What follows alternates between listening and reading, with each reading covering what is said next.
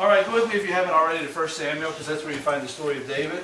And we're going to get into it. I put a paper in your hand so you always know where we're at and what we're talking about. And so if I say go to like chapter 18, you know what verse is because it's in your hand. So we'll go ahead and go with it. And, yeah, I don't either, sorry. We've officially run out of pens. If anybody's got bonus pens, Rachel needs one. I'll share. And I thought of a little tidbit today. It just hit me when I do a lot of driving on Wednesdays.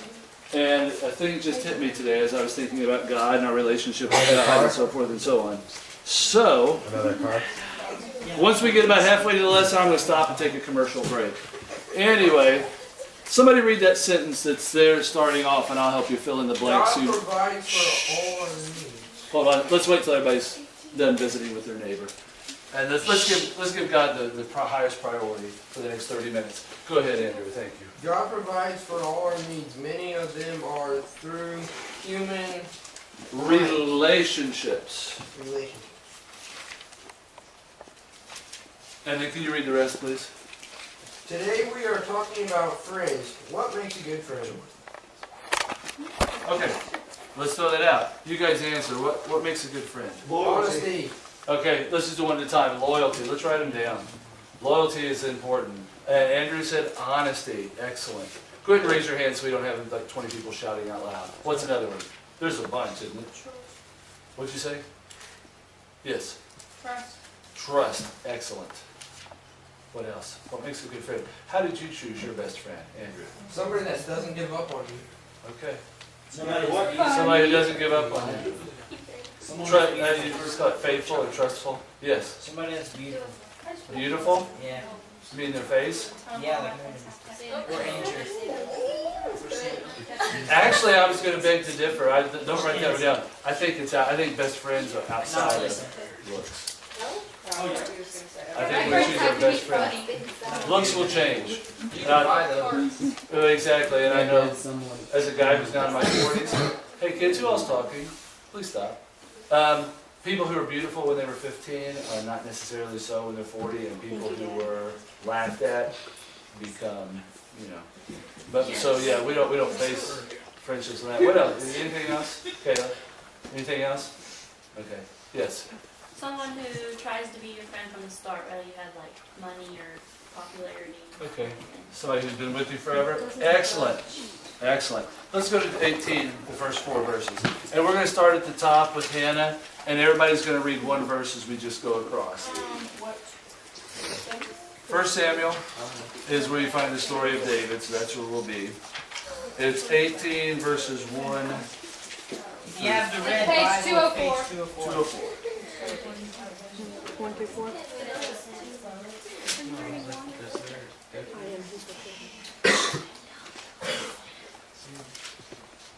After David had finished talking with Saul, Jonathan became one in spirit with David, and he loved him as himself. From that day Saul kept David with him and did not let him return to his father's house. And Jonathan made a covenant with David because he loved him as himself. Jonathan took off the robe he was wearing and gave it to David, along with the tunic and even his sword, his bow, and his belt. Okay. As you're going to notice with the lesson, we've been talking all about David because David is described several times in the Bible by different people as a man who has God's heart. And my goal for you kids, as well as for myself, is that I would have God's heart and that you would have God's heart. So we're going to try to discover this. We're going to step away from David this week and discover David's best friend, Jonathan. So most of it's about Jonathan. You're going to notice the lesson, we're going to make 3 or 4 minor points, and then we're going to come up with one major point at the end. First of all, what do you know about David and Jonathan's relationship? How did it get started? Jonathan gave him clothes and... Okay.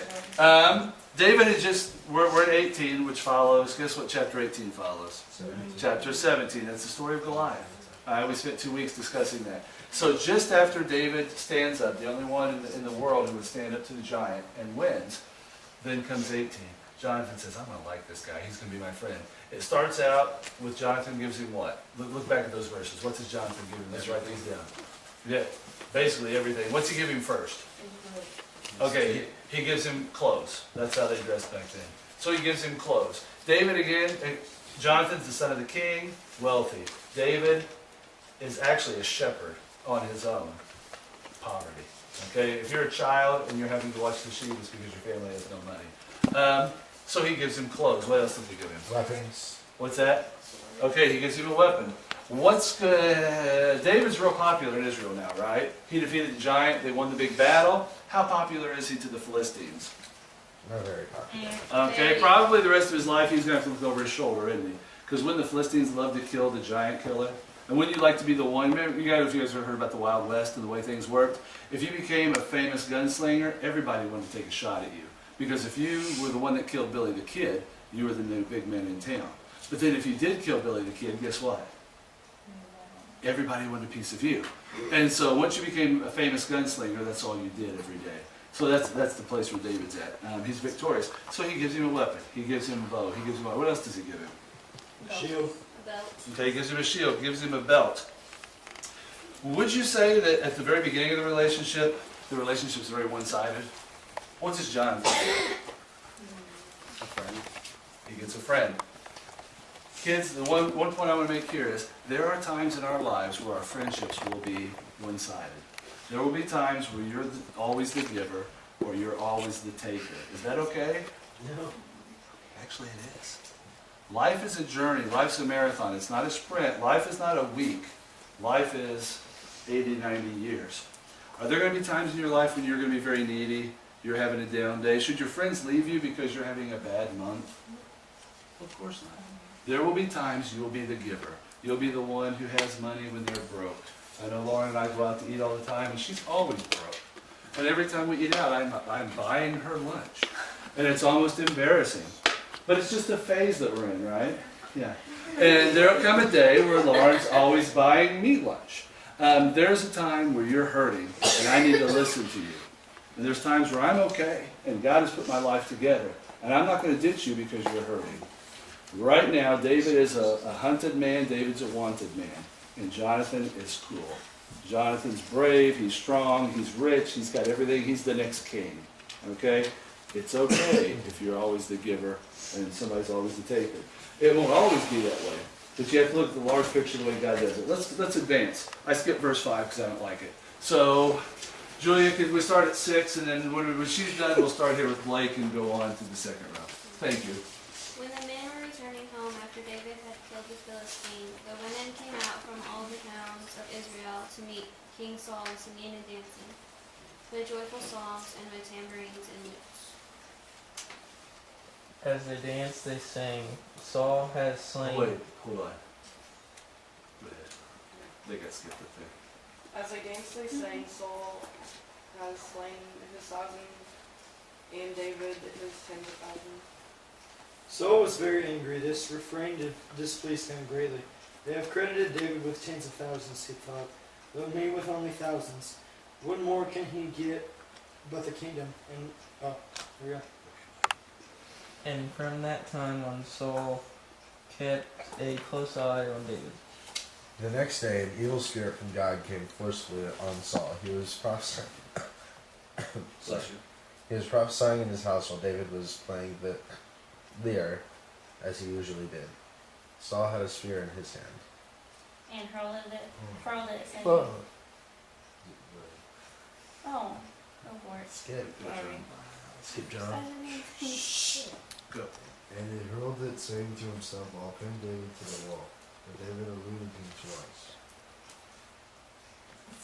Saul was afraid of David because the Lord was with David, but had left Saul. Okay, boy, there's a lot in there. David's got two problems. All right? God was with him. God saved him. It seems like whenever you have your best day, have you guys noticed this about life yet? When you have a great day, what usually happens tomorrow? I have no idea why. I don't know if it's spiritual powers, or if it's karma, or if it's just the law of nature.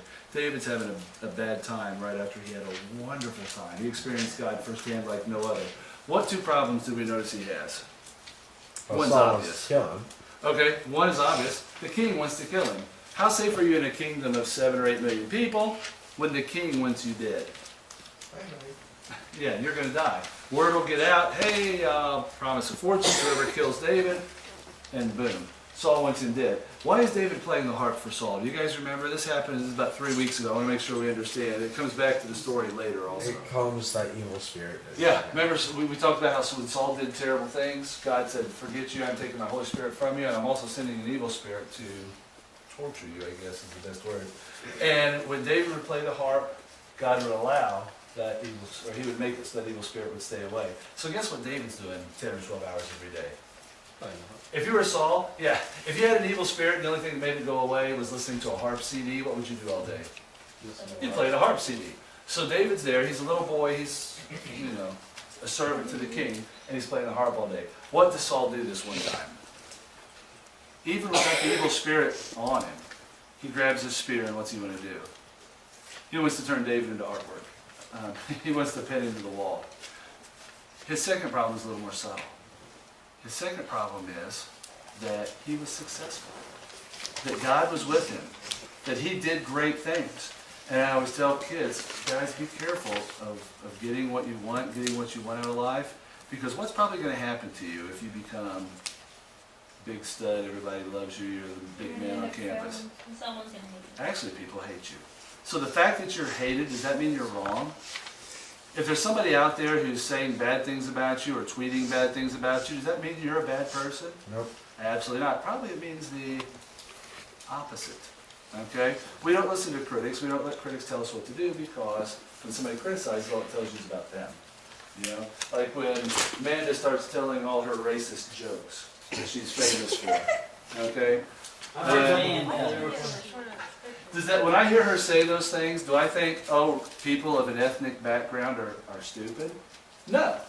I think she's stupid. The same rule applies to you and to me. Now you guys realize I'm joking. She does actually buy lunch. She doesn't use racial slurs. These are illustrations.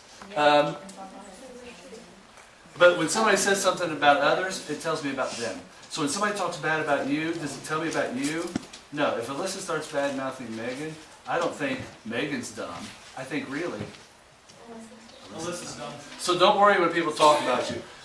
Do not expect applause when you follow what God does. Remember Jesus? Was Jesus applauded by the masses when he goes to Passover? They wanted to kill him. Were the disciples thanked because they were such good people and they followed Jesus? Everyone was tortured for their faith. You will be no different. Jesus said himself, and isn't that the next verse that I throw out there? Yeah, Matthew 10:34-39. We won't take time now because I want to make sure we're done on time. But those verses say, Jesus says, I came to separate you from your families, from your best friends. I came to separate a father from his son, and a son from his father. That when you do what is right, you will face persecution. And if you're only doing your life by what gives you people's applause, you're probably missing out on the applause of heaven, because you're seeking people's applause. Generally in life, you have to choose between if God's going to think I'm good and cool, or if people are going to think I'm good and cool, and the choice will be yours. But don't think you're doing what God's will is just because of how others are treating you. Let's jump forward. Okay, so David's got problems. Jonathan's being great to him. Let's get into Jonathan a little bit more. I love these verses here. We left off, Andrew, could you start us off 19:1? Let's read 6 verses. And when they're done, can we throw it up to you, Andrew? Thank you. Saul told his son Jonathan and all the attendants to kill David, but Jonathan was very fond of David. And warned him, my father Saul is looking for a chance to kill you. Be on your guard tomorrow morning and go into hiding and stay there. I will go out and stand with my father in the field where you are. I'll speak to him about you, and I will tell you what I found out. Jonathan spoke well of David to Saul his father and said to him, let not the king do wrong to his servant David. He has not wronged you, and what he has done has benefited you greatly. He took his life in his hands when he killed the Philistine. The Lord won a great victory for all Israel. You saw it, you were glad. Why then would you do wrong to an innocent man like David by killing him for no reason? Saul listened to Jonathan and took his oath. As surely as the Lord lives, David will not be put to death. Okay. Soon after David's life is threatened, he tries to pin him to the wall. Jonathan goes and speaks up for his brother. I know these are difficult to think what I'm thinking, but does anybody guess what are 2 traits that we see in Jonathan? What's that? Yeah, loyalty. I even said it differently. Takes risks. Now today, if Sam comes to talk to his father, if Dunnigan comes to talk to his father, is that really that big of a deal? No, but in the days of the kings, could the prince just walk in and talk to the king whenever he felt like it? I mean, I'm sure you guys have heard those stories. They used to have a thing where they had a scepter, and where somebody would come in, if you wanted to see him, you'd raise the scepter, they'd live. What if you went to see the king, and you weren't asked to be there? Well, you could keep the scepter down, and what would happen to you? You could die just trying to talk to the king. Because it was such that the king was more important than you, so he would call you when he went to talk to him. If you go to visit him with saying, I'm more important than you, I would decide when we're having a meeting. And man, you didn't do that to the king. Jonathan loved David so much. What's he do? He's willing to put his life down so that David has a shot. And he goes and he reasons with his dad. Hey, Dad, remember when we were having that big battle? Thank you very much. No, thank you. We were having that big battle. David stood up for you. Everything he's done has helped you. Dad, why do you want to kill him? The second trait there, and I gotta look at my notes. I'm sorry I didn't remember it. Okay, the desire to protect. I'll just put down protect. When you're with a true friend, if other kids at the table are bad mouthing, like say Macy's at the table with some other girls, and she starts making fun of Hannah, like she usually does at lunch. Wow. How dare you? But Haley hears it. What does Haley do if she's a true friend? Stands up for her.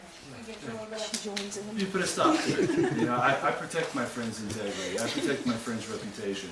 I won't allow that to happen. True friends protect. They speak up. They take risks. What do David and Jonathan have in common? We know David well. We've been studying him for 5 weeks now. What do you see that David and Jonathan have in common? I want to make just a small point out of that. What's that? Okay, but what do they have in common? You're right. They become closer than brothers, actually. And that's David that writes that song, that a good friend is closer than a brother. Okay, they both take risks. What did David do just 2 chapters before? There's a giant. I'm guessing he's about 5'6", and the giant's about 9 feet tall. And he says, I'll kill him. I'll go out there. God help me kill the lion, help me kill the bear. He'll certainly help me kill the giant. What else do they have in common?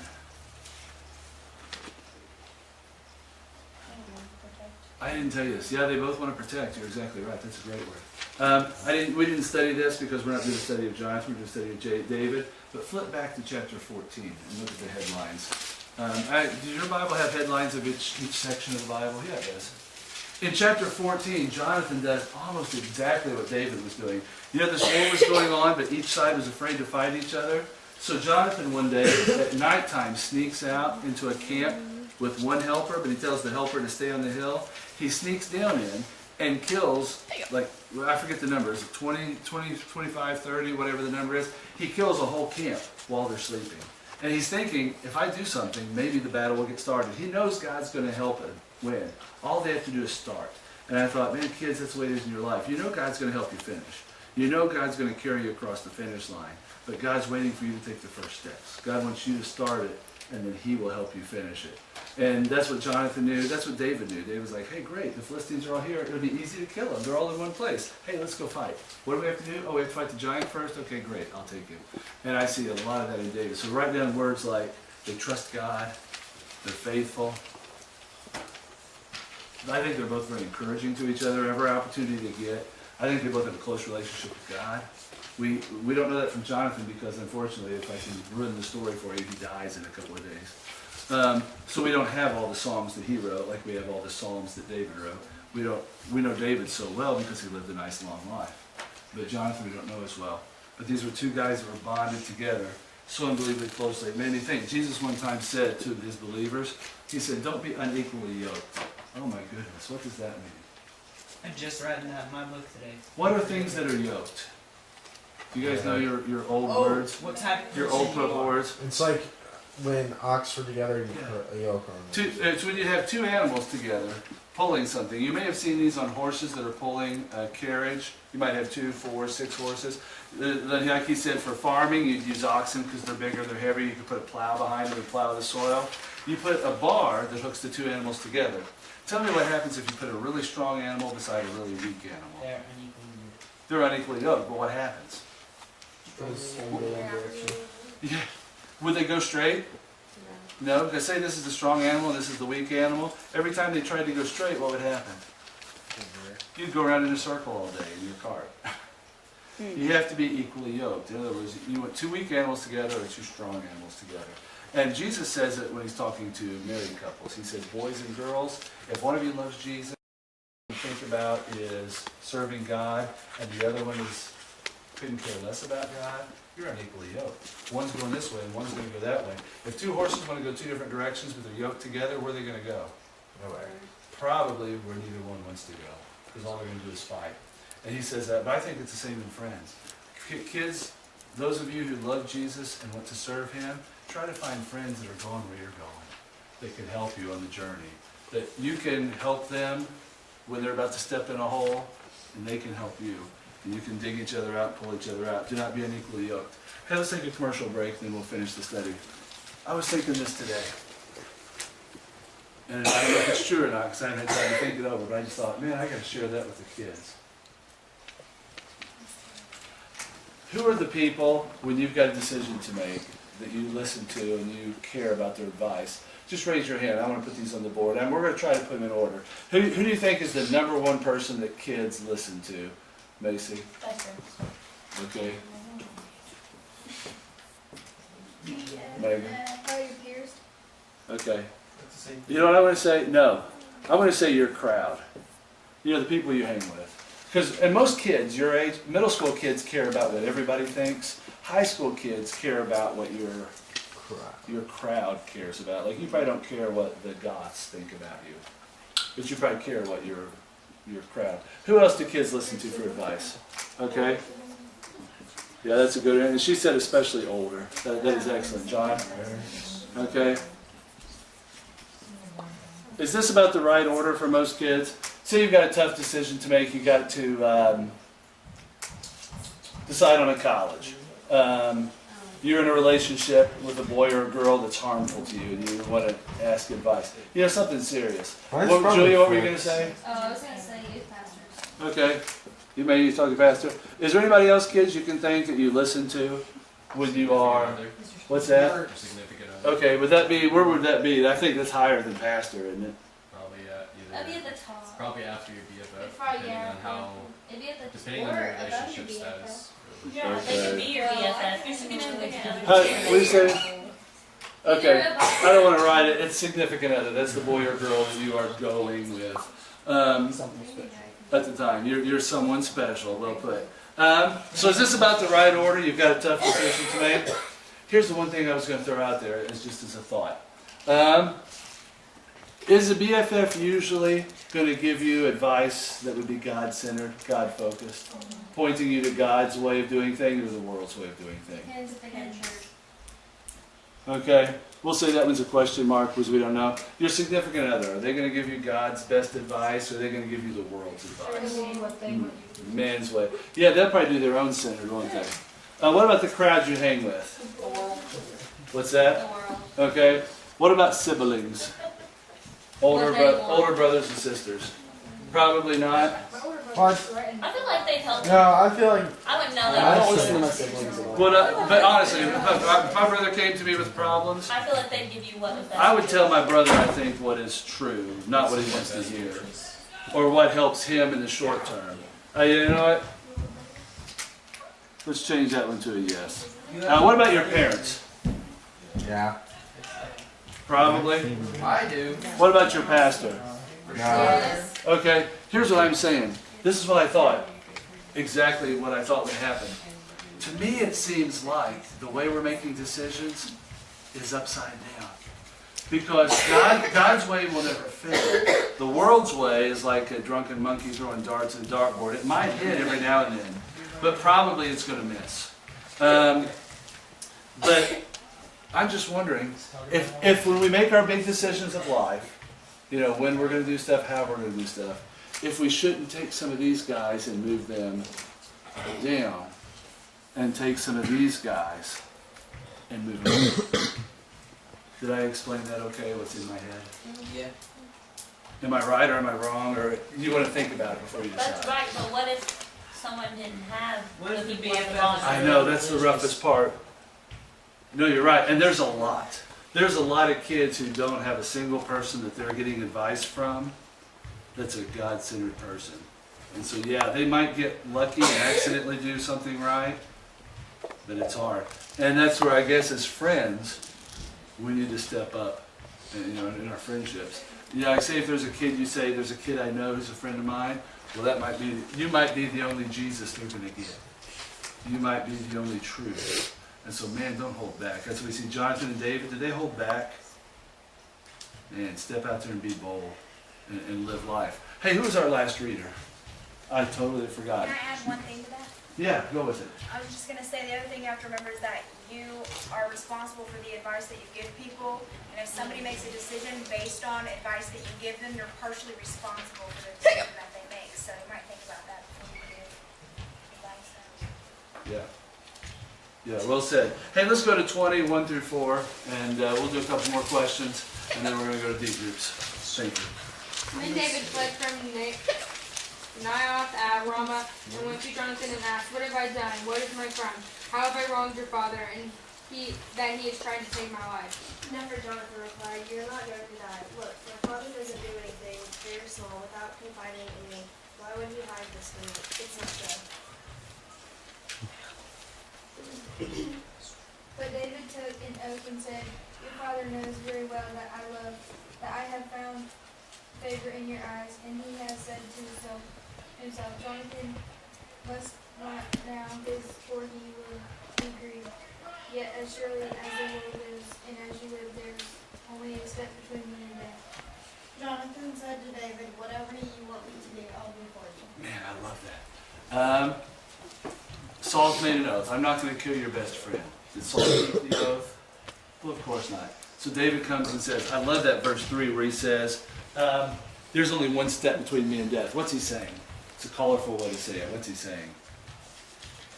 We say something similar to it. When I say, my next breath could be my last. He's saying, my next step could be the last step I take. Why? He's the king. What's he doing every day? He's playing the harp. David is surrounded by bodyguards and men who will do whatever the king tells him to do. And he's got to play the harp. And he goes to his friend Jonathan and says, Jonathan, I can't take it. I know the king's going to kill me. You've got to do something. A great friend, what sacrifices does Jonathan make? A great friend listens. Okay? Is Jonathan quick to offer advice? No, he wants to hear his friend. He wants to know what's going on. He listens. And the second thing is, he helps. He's like, don't worry. I won't let anything happen to you. I'll again go talk to my dad. What sacrifices does he make? Oh, here I was going to throw in there. If you feel like you need a friend, the best advice I can give you is be a friend. Nobody turns away someone who's faithful, someone who's encouraging, someone who's helpful. If you're sitting here thinking, man, I wish I had a bestie, start being a bestie. Choose some people and just start loving them, being Jesus for them. God will provide. He will totally provide. Let me skip the next section because I want to make sure we get out of here on time. In 12 through 17, they make an oath to each other, and it's cool. David and Jonathan get together, and they say, because they realize they're both captains in the army, actually David's a general, and they're in a huge war. So besides being young guys who are hated by the enemy, they're also thinking the king's mad at him, he might kill him, they might go to battle tomorrow and die. They make a cool oath. They say, I tell you what, if something happens to me and I die, I want you to take care of my wife and kids for me. And David says the same thing back. Okay, well, if anything happens to me and I die early, I want you to take care of my wife and my kids for me. Wouldn't you love a friend like that? Somebody who you can just put into your hands, wow, your futures.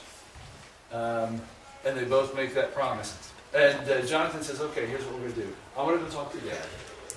And I'm going to ask him how he feels about you. Because I want you to hide in the woods behind the palace. If the king is happy with you, I'm going to shoot an arrow close. In other words, you come in to get the arrow and on your way in, just go into the palace. However, if the king is mad and he's going to kill you, I'm going to shoot the arrow way over your head. And that's your way of saying, go. Get out of here. Jonathan goes to talk to his dad, and that's the last verse we've got there that's marked that I'm going to skip over. Jonathan goes to talk to his dad. He says, David's a good guy. He loves you. He cares for you. He thinks of you as his own dad. And guess what Saul does? Saul's evil. David's not playing the harp. He's got an evil spirit. He tries to kill his own son because his own son was saying nice things about him. So Jonathan goes out, and guess where he shoots the arrow? Shoots it far away. David comes in anyway because he'd rather say goodbye to his friend than never see him again. And the two get together and share just, can we read 41 and 42? Who's up? I forget. Is it? Let's read 41 and 42. It's the last time they see each other. They don't know it, but we do. After the boy had gone, David got up from the south side of the sail and bowed down before Jonathan 3 times with his face to the ground. Then they kissed each other and wept together, but David wept for them. Jonathan said to David, "Go in peace, for we have sworn friendship with each other in the name of the Lord, saying, the Lord is witness between you and me, and between your descendants and my descendants forever." Then David left, and Jonathan went back to him. What do we learn from their life? Even at the end, I mean, this is for them the worst day of their life. They're losing their best friend. Jonathan realizes David can never come over and see me again because Dad's going to kill him. David realizes I can't go to Jonathan because he's going to be the loyal son who's watching over Dad and guiding Dad's armies. So they realize I can never be with you again. And even at those times, they're still talking about God, aren't they? You know what? Oh well, God's going to watch over us. We took an oath. God keeps his promises, whether you're fighting a giant or attacking a whole camp by yourself, a lion or a bear, God keeps his promises. We promised God that he would help us watch over each other's families. We're going to be there. Even though Dad is between us, God is with us. What a powerful, powerful, powerful subject. Questions or comments on Jonathan? I finished the story because we won't go into Jonathan again, but he goes to a battle very soon and doesn't make it. And if you know the rest of the story, he was married, had a little boy, and after the battle was over, the Philistines attacked the palace where Jonathan lived because they realized Jonathan and his army were gone. And a nurse picks up his little baby boy and carries him, but on the way out of the house she slips and falls, breaks his leg. So he's a cripple for his whole life. The Philistines don't kill the nurse or the child, they're able to escape. David takes the child and raises it as his son. He says, "Bring the boy to me." And it says in the Bible that until the day he died, Mephibosheth ate every meal at David's table. What's it mean he ate every meal at David's table? David took care of him. He didn't go hungry. He didn't want. He didn't ever need anything. If he needed something, he was in the palace, no matter what. Another thing I threw in there was, I forgot to mention this, there was a huge cost for Jonathan. Who's supposed to be the next king when Saul dies? David. No, who's supposed to be the next king when Saul dies? The son. Jonathan. Who, though, did Samuel, the prophet, say the next king would be?